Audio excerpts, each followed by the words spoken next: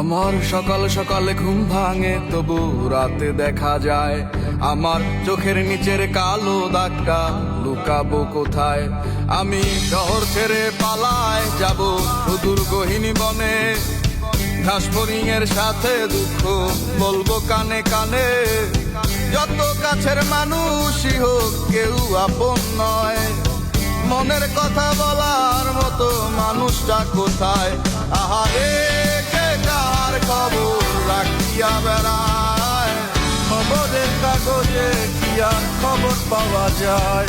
আহারে কে কার খবর রাখিয়া বেড়ায়, খবরের কাগজে কি আর খবর পাওয়া যায়?